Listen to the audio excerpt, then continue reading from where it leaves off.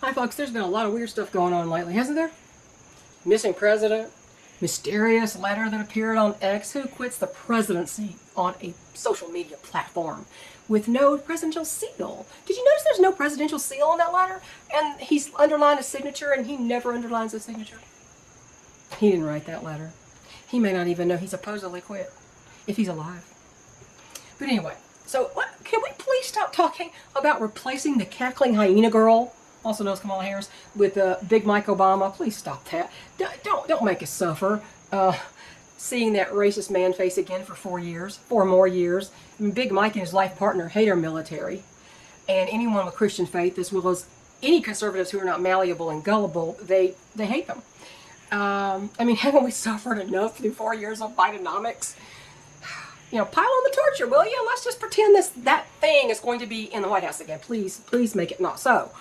You know, we don't need another term, a 4th term of Barry Soetoro, also known as Barack Obama. We don't need him. Not again. We've already had, Joe was the 3rd one, and he's not even a halfway competent one.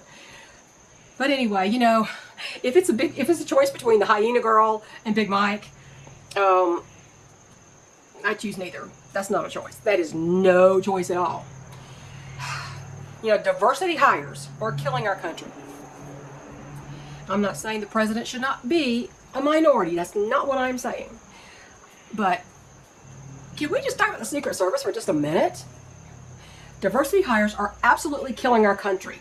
And including that laughing stock of a Secret Service director who stonewalled through the whole hearing, didn't know anything, and her female agents, who were like 5'3", 5'4", standing in front of a president who's 6'3". You didn't even cover him up to here. Are you serious? You left the most vulnerable part open, and then you couldn't get your gun back in your holster. Seriously, lady, does the diversity division of the Secret Service not do gun drills where you can holster your weapon under pressure? Obviously not.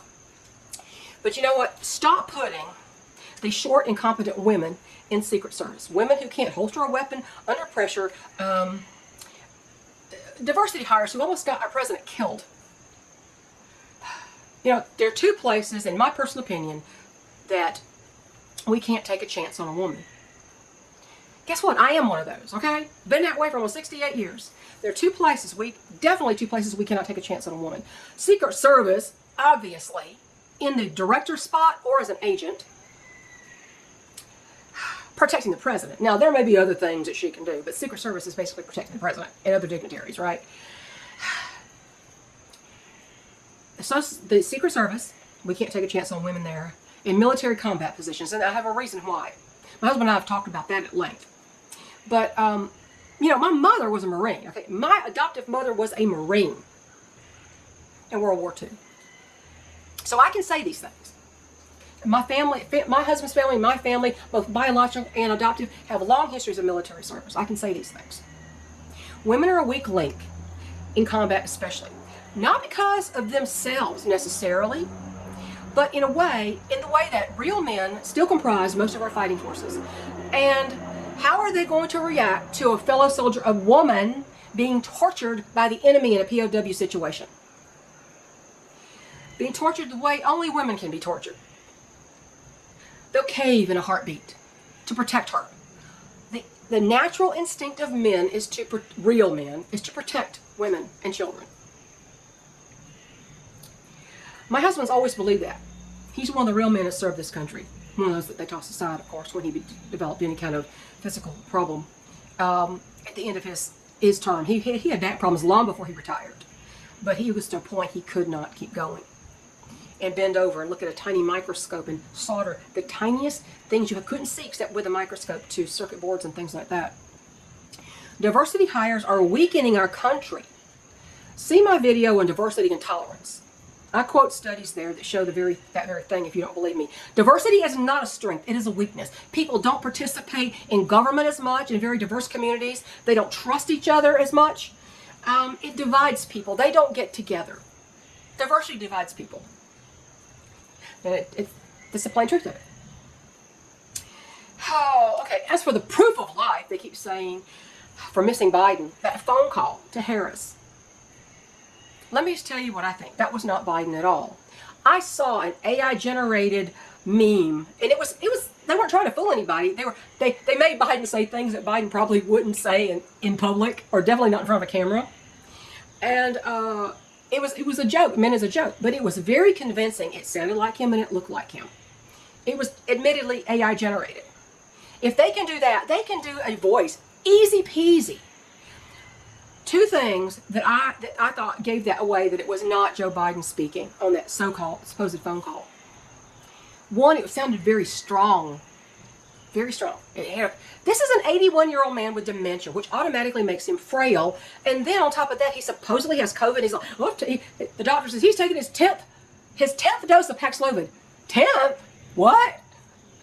If he really had those shots, that political theater that they did where he got booster after booster after booster after booster, and he has dementia, which already shuts the body down, and he does have dementia.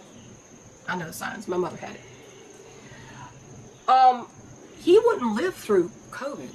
I love how he came out when they announced he had COVID. No mask. He wanted to mask healthy little school children.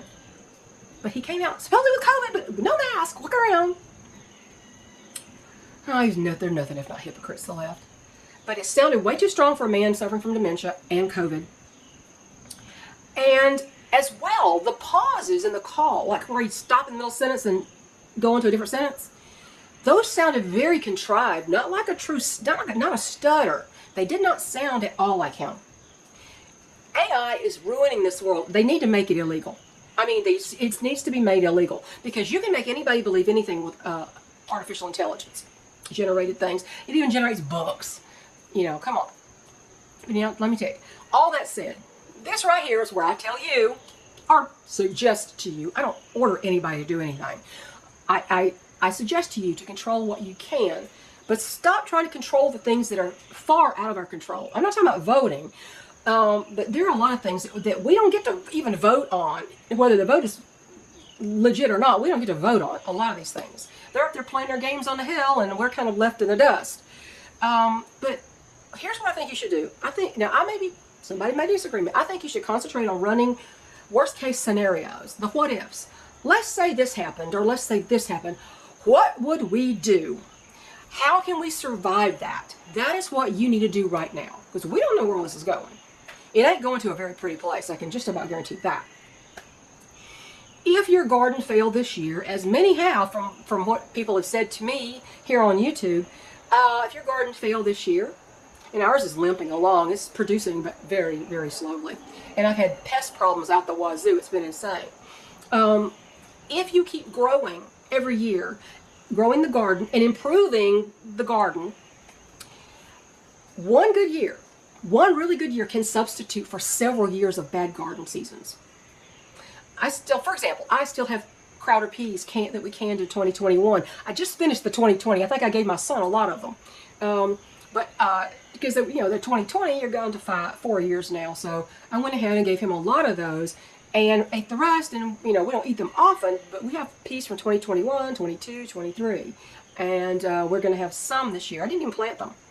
I didn't plant peas. I planted lima beans, but I had quite a few volunteer pea plants. So we will add those to the ones that we still have in the freezer that we didn't can from last year. We need to do we did one canning session of peas from last year. We were doing a second canning session of peas from last year. We got so many last year. One good season can substitute for several subsequent bad seasons. So you can't quit just because it didn't work out this year or didn't work out last year. And these canned goods, if you're properly canned in glass jars, they can last you for many years, much longer than the official shelf life. Trust me, I still have jelly my father made in 2007, and it's more sugary than fruity. However, because that's the way they made them. But they're still edible. If you had nothing else, you can eat that.